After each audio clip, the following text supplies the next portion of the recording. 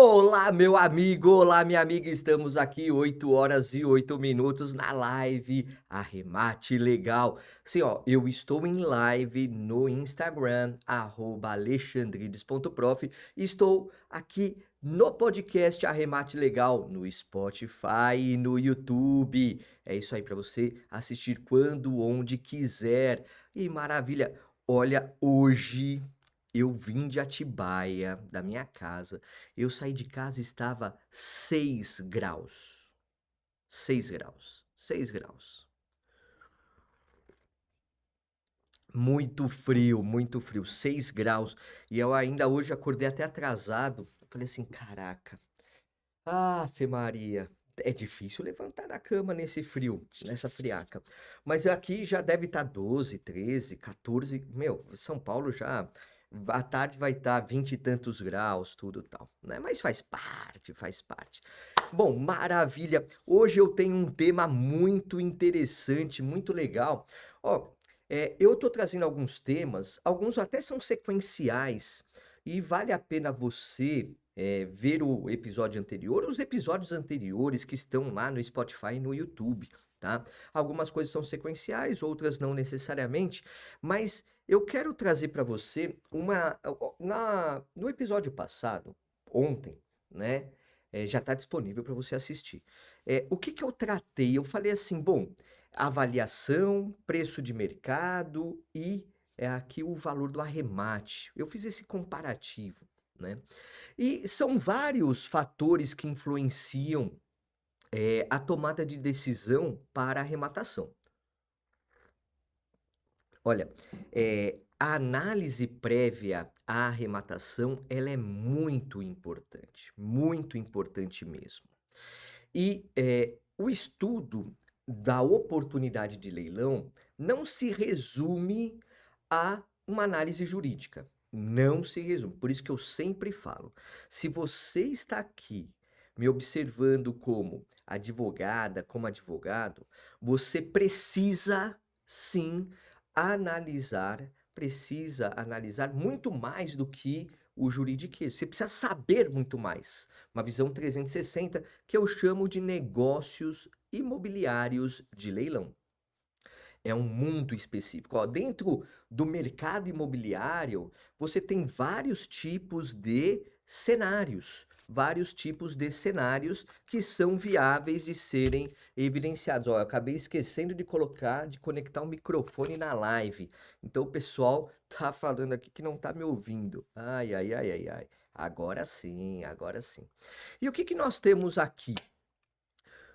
Quando quando a gente pensa Quando a gente pensa no mercado imobiliário, então você eventualmente já tem alguma expertise no mercado imobiliário, mas se não tem, tem que buscar essa expertise. Você tem o mercado imobiliário tradicional, compra e venda de imóveis, e aí você vai ter todas as vertentes do mercado imobiliário, que vai gerar, obviamente, estratégias de saída para quem investe em leilão.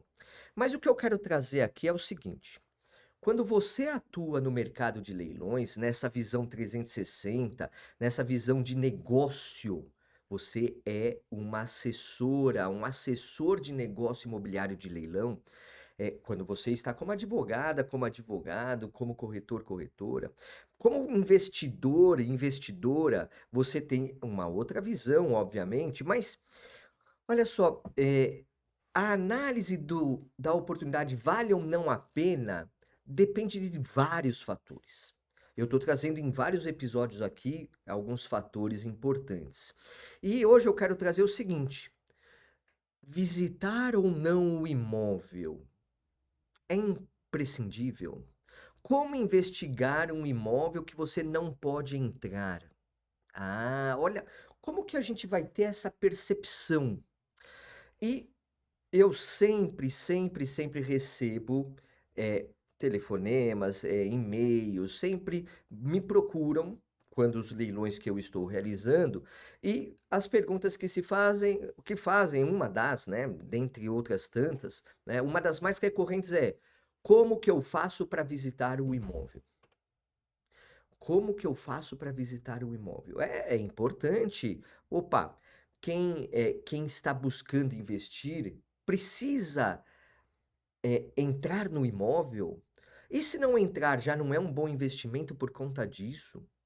Eu quero tratar com você desses fatores aqui. Vamos lá, vamos por parte. Primeiro, nem todo imóvel é possível de ser visitado. Fato.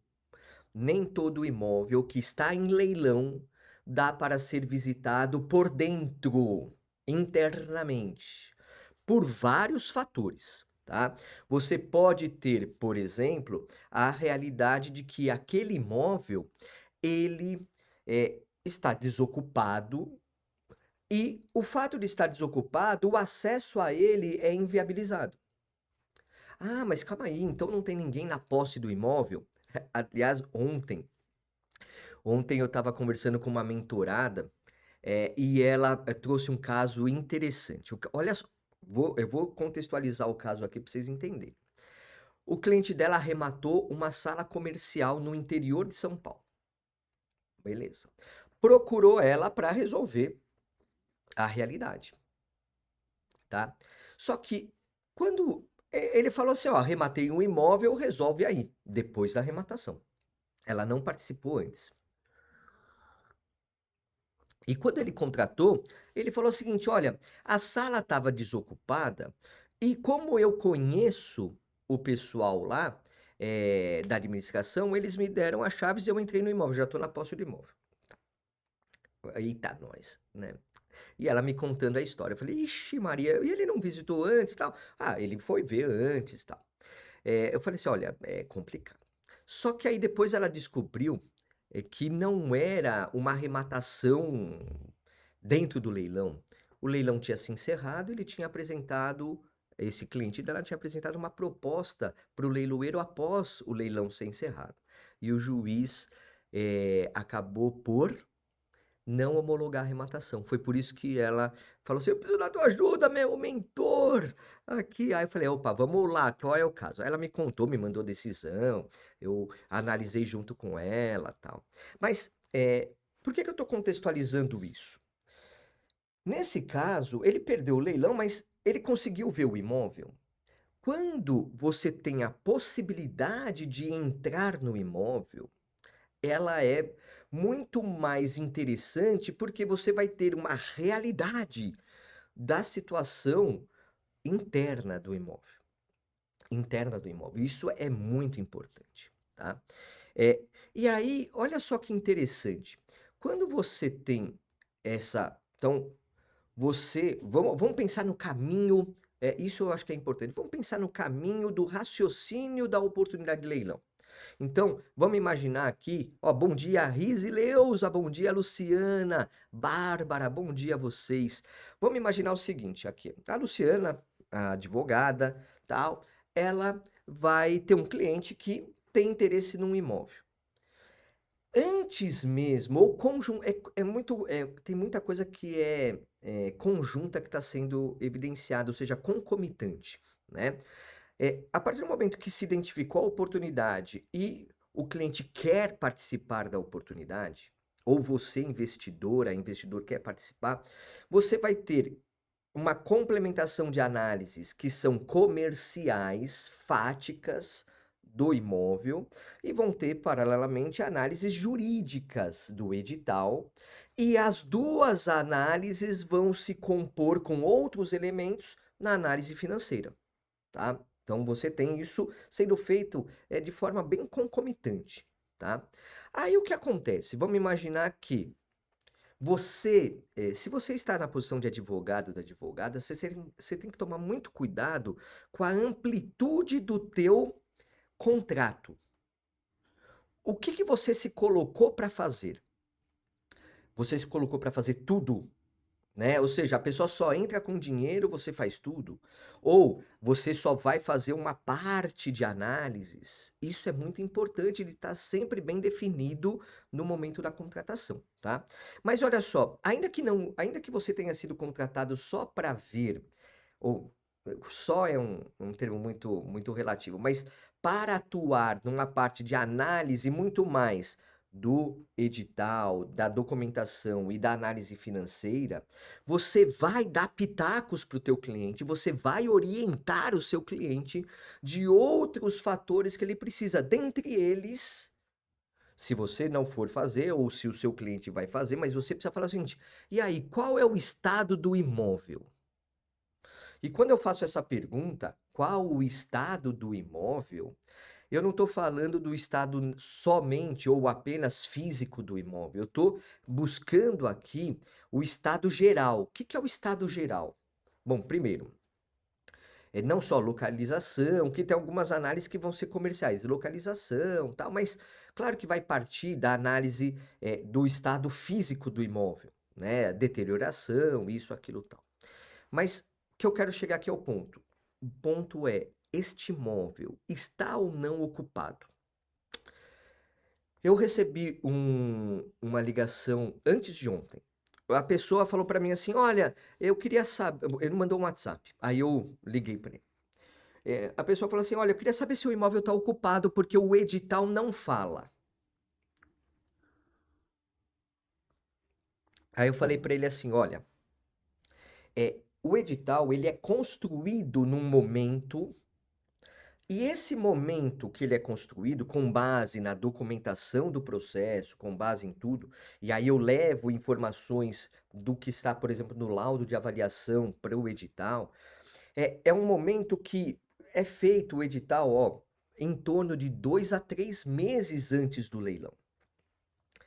E o fato do imóvel estar ou não ocupado, ele é um fator que depende de análise específica do momento.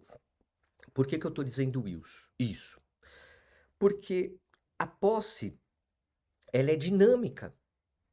Então pode ser que hoje o imóvel esteja, com gente, amanhã não, né. Esteja desocupado, ocupado, desocupado. Só que quando a gente fala em ocupado, desocupado, olha como é relativo aqui. Bom dia, Wilson, bom dia. Olha como é relativo. O que que é estar ocupado, estar desocupado? E aqui eu vou precisar, falar um pouquinho de juridiquês, tá.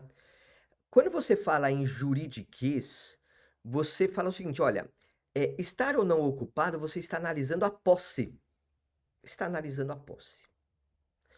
A Bárbara perguntou: "Ó, como fazer isso? Tentei com o síndico e ele se recusou a dizer. Tive que notificar, porém era portaria virtual".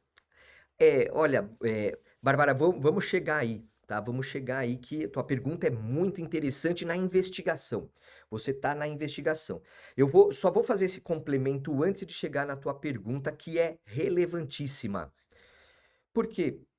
A posse, o que que é a posse? A posse, aí, claro, eu não vou entrar na teoria de Friedrich Carl von Savigny, Rudolf von Ehring, que estabelecem teoria objetiva, teoria subjetiva da posse. Eu não quero tratar sobre isso, tá? Porque não é um momento aqui. É claro que o Código Civil traz lá no 1196 do Código Civil e seguintes, artigo 1196 e seguintes, fala sobre posse e tal.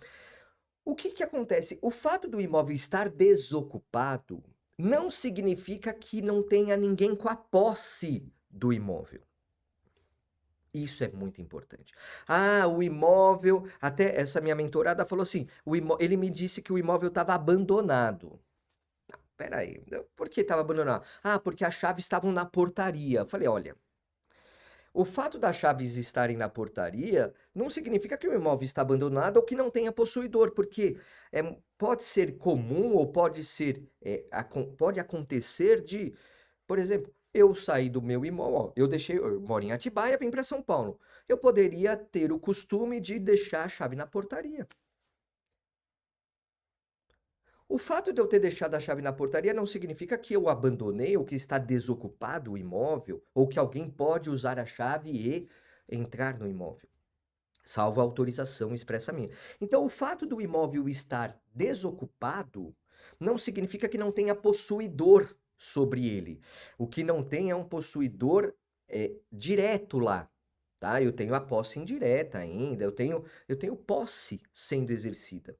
Então, a pessoa que tem a posse exercida, que muitas vezes é o executado, é, ele tem a realidade de falar o seguinte: "Opa, espera aí, eu posso deixar meu imóvel fechado, não tem problema nenhum", tá. Então estar desocupado ou estar ocupado significa que tem posse, é que há uma facilidade, um pensamento factível inicial de que é mais fácil arrematar imóvel desocupado porque está desocupado. Mas a desocupação de um imóvel arrematado que está ocupado não é difícil também de ser evidenciado. Não é difícil de ser evidenciado, tá? Porque no judicial o próprio juiz vai fazer a desocupação, tal. Então, mas é importante você entender se o imóvel está ocupado ou não. Tá, e aí eu vou entrar na pergunta da Bárbara. Bárbara, obrigado pela pergunta, obrigado mesmo. Aliás, até ó, hoje eu vou dar uma aula, hoje às 16 horas eu vou dar uma aula incrível, sim, hoje, dia 16 de julho, 16 horas. Toda quinta-feira, 16 horas eu dou uma aula pelo Zoom e eu tô convidando vocês que estão aqui na live para, ó, entra na comunidade Arremate Legal que eu vou colocar o link lá da aula do Zoom, que vai ser hoje às 16 horas. Hoje às 16 horas. E eu vou falar sobre muito mais do que o edital de leilão e vou trazer. A aula vai ter como base um caso concreto de leilão que você pode arrematar ou pode levar para os seus clientes. Um apartamento no Jardim São Paulo, zona norte de São Paulo. É, vai ser bacana. Mas olha só, vamos lá. Portaria virtual, é complicado, isso, tem um monte de coisa, né? Mas vamos pensar, ó, vou repetir a pergunta da Bárbara aqui. Como fazer isso? Tentei com o síndico e ela se recusou a dizer. Tive que notificar, porém era portaria virtual. Bom, aqui, olha só. Ah, beleza, Luciana, boa. Vamos lá assistir. Vamos pensar o seguinte. Primeiro, a dinâmica de ir visitar o imóvel. Então, vou lá visitar o imóvel. Beleza. Eu chego lá, não tem portaria virtual, né? O que eu faria e o que eu aqui aconselho? Primeiro, saber, tem portaria virtual, não tem? Chamar o número do apartamento.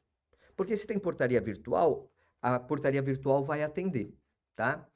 E aí você pode perguntar para a pessoa da portaria virtual, falando o seguinte: olha, é, chamou tal, olha, eu queria falar com a pessoa do apartamento 13, por exemplo, 31, não importa, 22, 50, tal. E aí, qual informação que esse cara da portaria virtual vai te dar? Ele tem o cadastro do morador, ele tem a pessoa, se tem ocupante, ele tem como informar, né?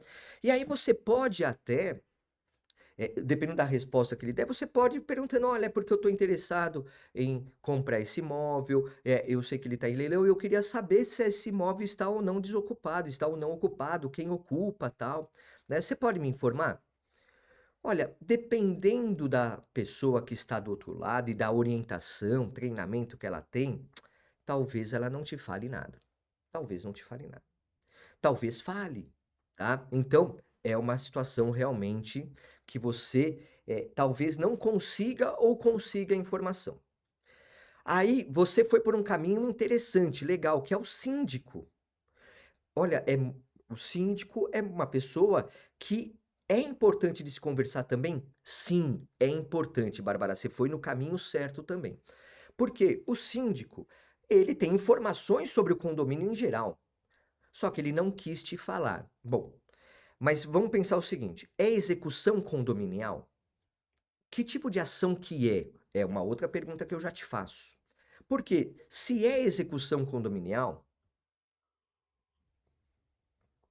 a LGPD nega, sim, a maioria nega mesmo, tá? Mas vamos pensar o seguinte, Bárbara, me fala até se é execução condominial esse teu caso. Porque se é execução condominial, o condomínio tem total interesse que o imóvel seja arrematado. Vai entrar dinheiro para o condomínio, vai entrar um novo pagante para o condomínio, beleza? Então, nesse sentido, o que que você tem que fazer? Entre em contato com o advogado do exequente, o condomínio. Entra em contato, fala, ó, claro, Às vezes uma coisa também importante, às vezes o leiloeiro, apesar de não estar no edital do leilão se está ocupado ou não, muitas vezes o leiloeiro tem informações que acontecem ou que ele observa após a o edital, pós já estar em andamento o leilão, tá.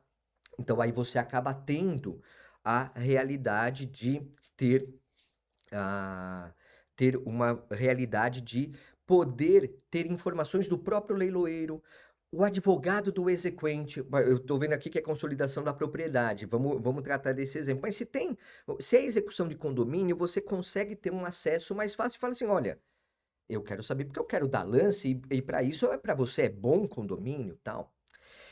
Na Caixa Econômica Federal, você tem alguns problemas, tá? De LGPD, porque como é um leilão extrajudicial, até para saber débito de condomínio muitas vezes é difícil, né? Mas você pode, pelo leiloeiro, você pode conseguir algumas informações complementares, tá? Algumas informações complementares. Talvez aí, até pelo próprio leiloeiro ter eh, como ele está representando a Caixa para realizar o leilão, você tem essa viabilidade. Agora, quando você fala em Caixa, muitas vezes você tem aquela venda direta à Caixa, você tem algumas outras formas de venda de imóveis da Caixa Econômica Federal, e você muitas vezes vai ter a possibilidade de ter um corretor que é aquele credenciado Caixa. Então você vai poder também com ele obter algumas outras informações, tá? No leilão judicial você tem até a possibilidade de, vamos pensar o seguinte, você pode sim, quem está no imóvel, no leilão judicial, quem tem a posse do imóvel, tem uma responsabilidade de colaboração com o processo. Então, ele tem uma obrigação processual de mostrar o imóvel, tá? A gente sabe que na teoria é uma coisa, na prática é outra. E aí fica mais difícil muitas vezes. Se a pessoa não quer abrir, ou às vezes nunca tá lá, porque. Que nem, ó. Se eventualmente meu imóvel tivesse em leilão, a pessoa interessada talvez não conseguiria ver, ou só de final de semana, e eu poderia falar assim: não aceito visita para esse imóvel no final de semana. Sim, né? Então, o que que você acaba tendo? Você acaba tendo realidades, né, que muitas vezes vão dificultar a verificação do estado do imóvel, até mesmo se ele está ou não ocupado. E aqui é muito questão prática, é muito questão de fazer a diligência mesmo, né. Então, eu não sei se foi você, Bárbara, ou se foi o seu cliente, né, eu não sei se você efetivamente é a pessoa que estava interessada em arrematar, você pode falar aí, óbvio, mas como que foi essa diligência, né? A portaria virtual negou qualquer informação por conta de LGPD, isso, aquilo, tal. Você vai colocar isso num componente de risco da arrematação? Vai, tá? Por quê? Olha só que interessante. E aí eu vou te dar exemplos também, tá? Situação que quando eu advogava, eu via muito, muito mesmo, porque eu estava lá na lida com o arrematante e tal. Quando eu arrematava, eu também, teve até um imóvel que eu vou contar até de um imóvel que eu arrematei. Eu arrematei um imóvel no extrajudicial da Caixa, né? Alienação fiduciária e tal. E é um imóvel comercial. E esse imóvel comercial sempre fechado, qualquer dia, qualquer horário, sempre fechado. E eu olhava pela tinham, era aquelas portas de correr, e eu olhava, tinha um buraquinho pela porta de correr que era, acho que alguma parte de amarração lá, de coisa tal. Aí eu olhava assim, dava para ver que tinha coisa dentro, mas sempre fechado. Tem posse? Alguém estava na posse do imóvel. E aí vai. Fala o seguinte: vou arriscar. Arrematei. Arrematei. Falei assim: bom, como é extrajudicial, tem que ter ação de emissão na posse. Tá? E aí, o que acontece? E depois que eu arrematei, eu continuei passando no imóvel, claro. E aí eu passei num sábado e tinha gente lá. Falei.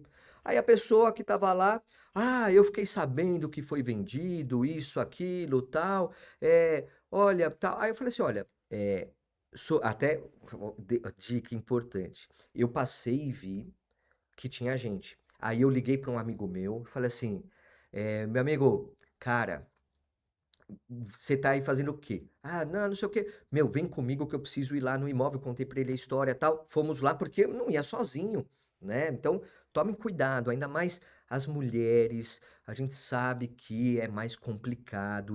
Essa sociedade é um troço horrível, tal. Então, tomem mais cuidado, tá? Principalmente a emissão na posse, né? Teve cara que morreu porque foi lá com o chaveiro porque achou que o imóvel estava desocupado, hein? Né? E aí eu fui lá, conversei com ele, negociei com o cara um comodato de 30 dias para ele desocupar o imóvel. Tá? Bom, beleza. E desocupou de boa, desocupou até antes. Mas voltando aqui, antes da arrematação, você vai colocar no risco. Você vai colocar no risco. E quando você coloca no risco, você vai colocar no risco de não só do trabalho de desocupação, que gera custo e tempo, mas também numa perspectiva de não saber como que o imóvel está. Não saber como o imóvel está por dentro. Então, um custo de reforma. E dependendo do objetivo que você tem na arrematação, ou o seu cliente tem na arrematação, você vai colocar valores diferenciados lá. Às vezes ele quer fazer um house flipping, arrematou para reformar e vender, né? A estratégia de saída dele é o house flipping. Ou é renda passiva, aí muda um pouco de figura, ou é uso próprio, muda de figura também, tá? Agora, um detalhe interessante.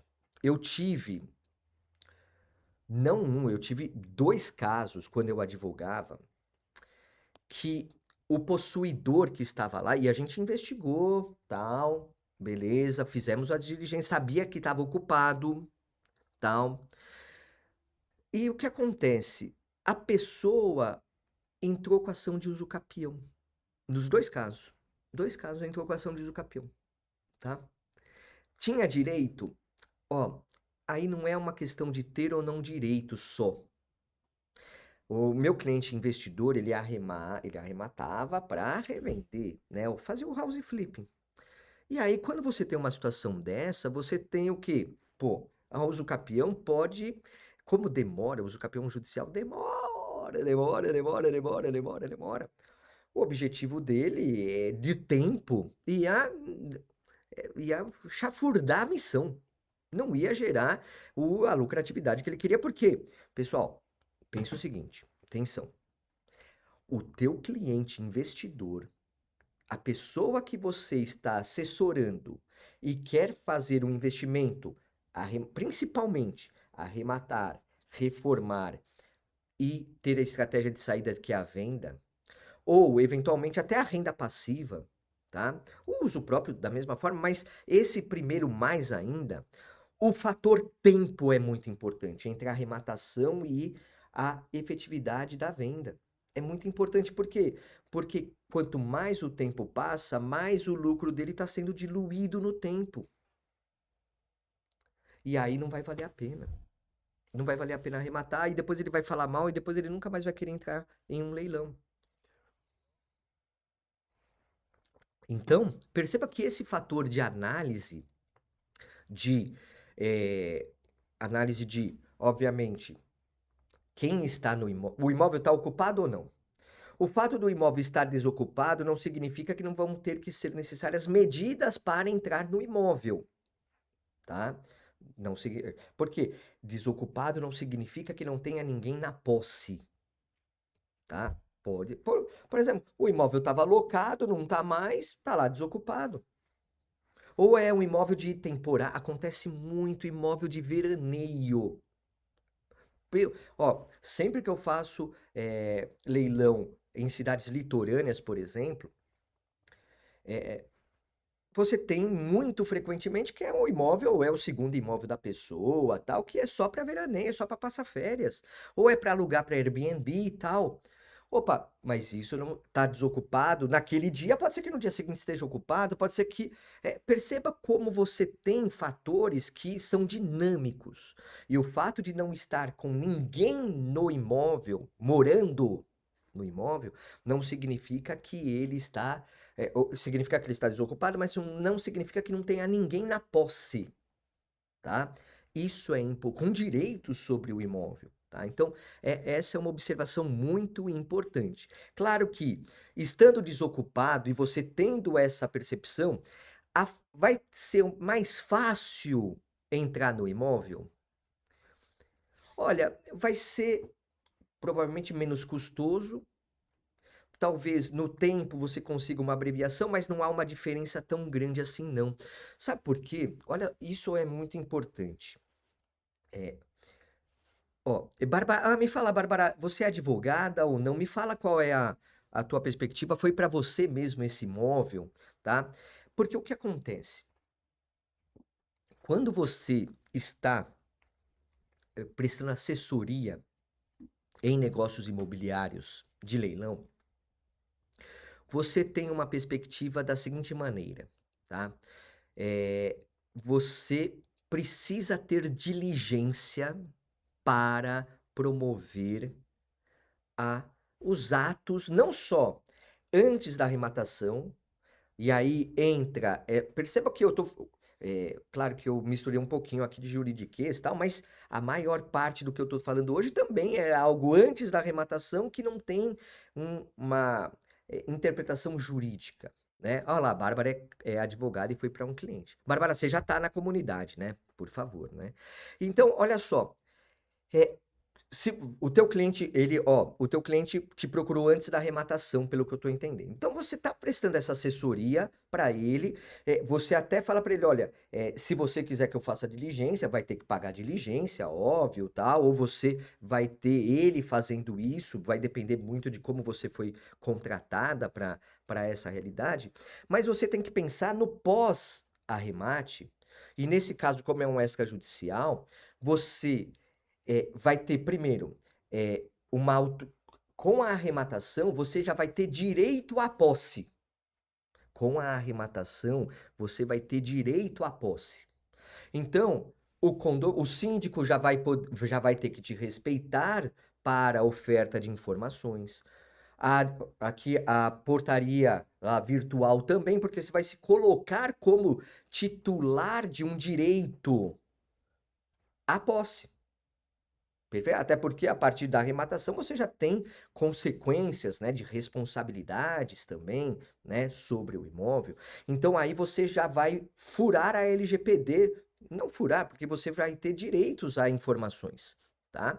Então você com base nisso vai ter uma viabilidade maior. Mas vamos pensar o seguinte, você não conseguiu informações antes, colocou no risco fatos de que o imóvel não se sabe qual é a condição dele, desocupado, ocupado, quem está lá, e você informou adequadamente o teu cliente, não há impedimento para arrematação, mas você já coloca, olha, então não vamos ofertar tanto lance, então vamos ser mais comedido nos lances. Você tem aí uma perspectiva, você pode até desistir, não querer mais participar. Você tem que fazer com que o teu cliente saiba da realidade.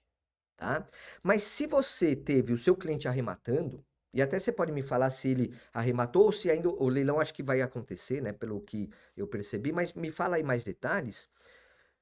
Quando você tem a arrematação, aí o teu trabalho como assessora em negócios imobiliários de leilão tem que ser muito mais incisiva. Você precisa realmente ter uma dinâmica proativa. Ó, isso é muito importante.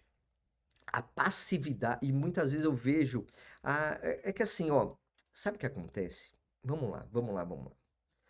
Quem advoga acostumado com o contencioso, quem advoga acostumado com o contencioso, o processo tradicional, isso, aquilo, tem uma situação de, não estou dizendo todos, tá? Eu estou generalizando, mas eu sei que não é uma regra absoluta.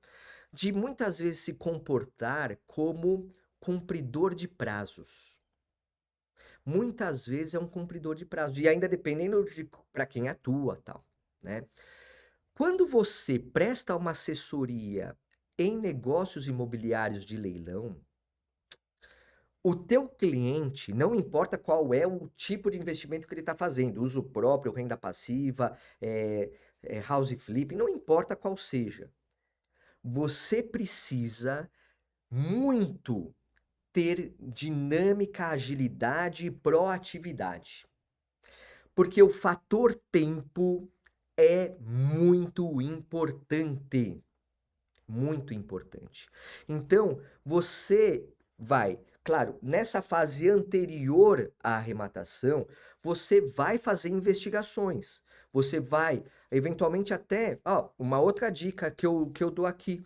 O síndico não falou nada, a portaria virtual não falou nada, tenta um vizinho, né? Naquele prédio mesmo, tenta, toca lá no vizinho e fala, chama o vizinho, ó, para conversar, tudo tal. Pô, você sabe a história do 31? O cara é do 32.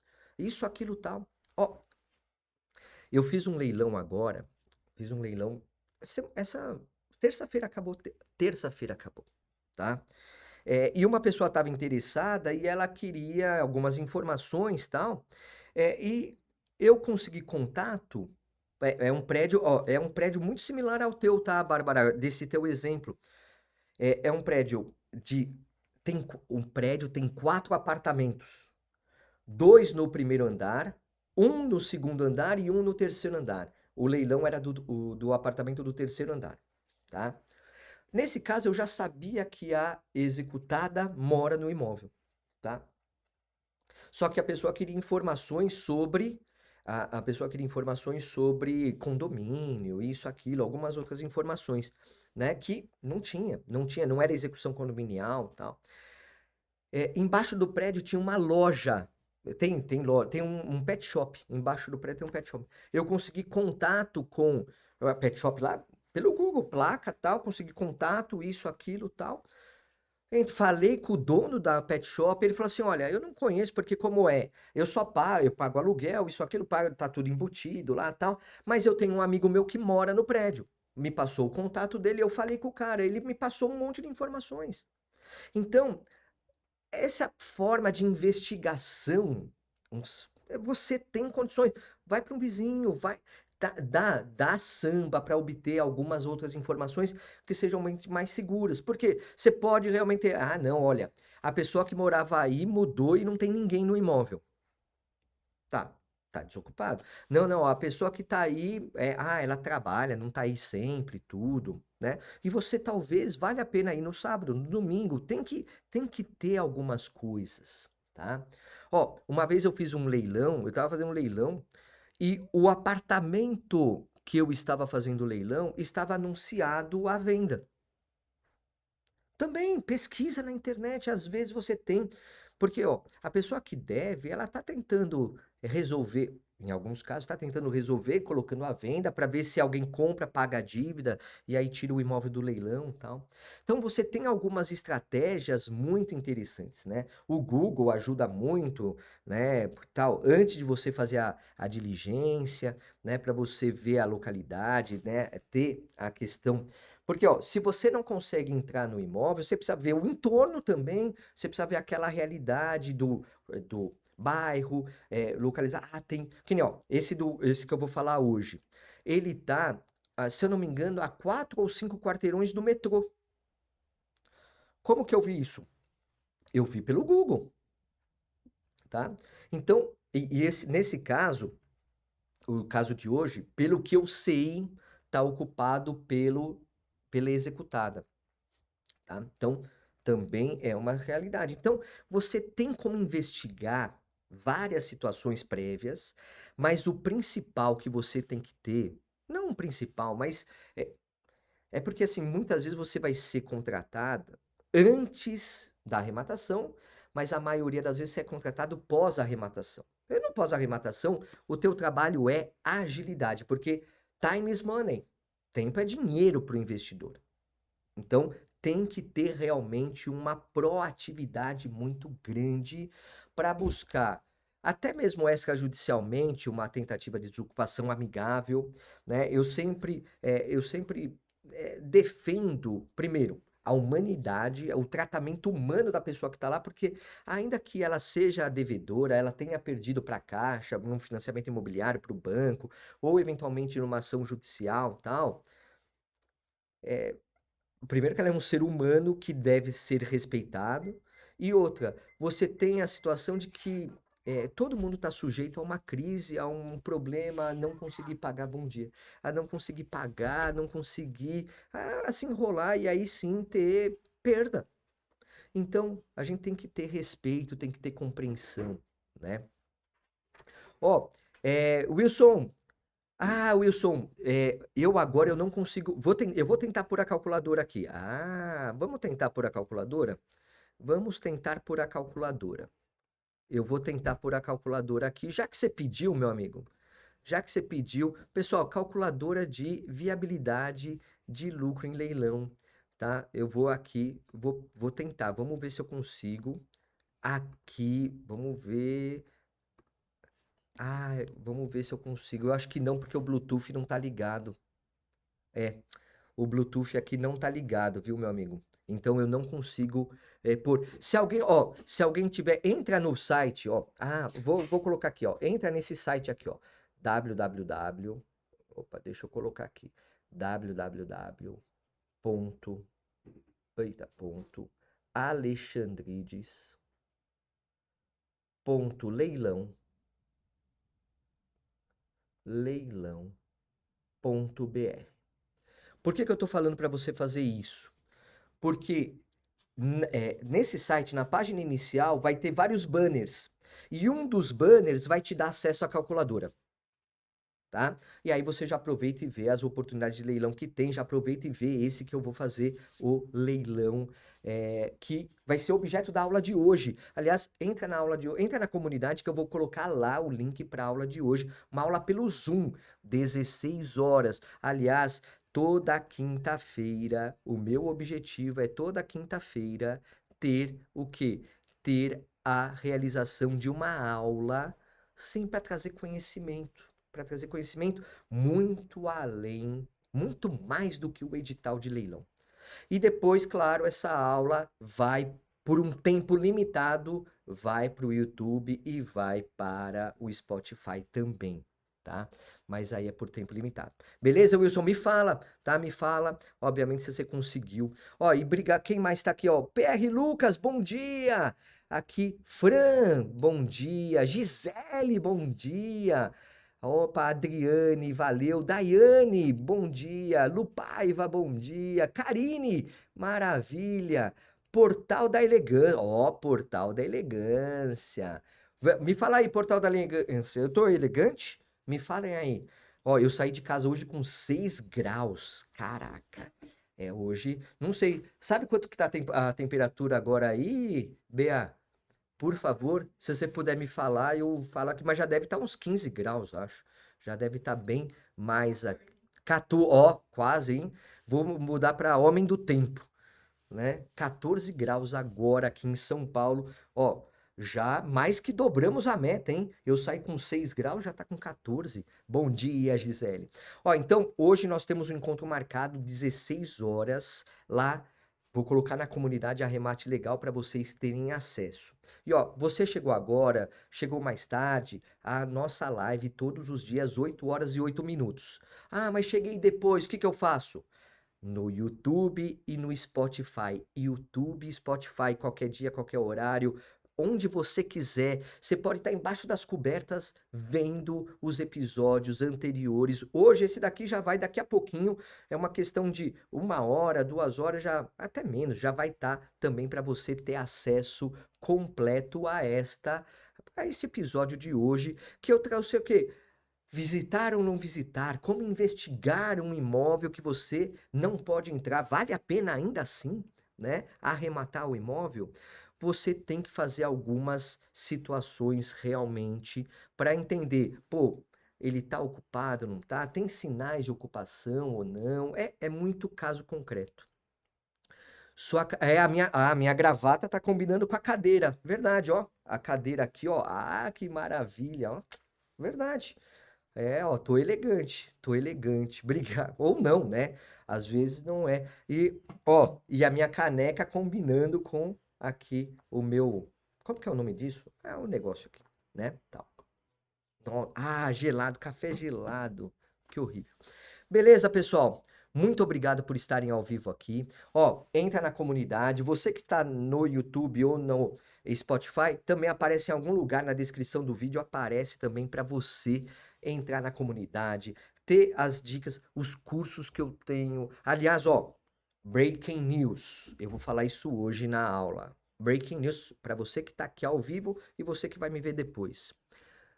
O curso A Penhora Perfeita vai ser lançado.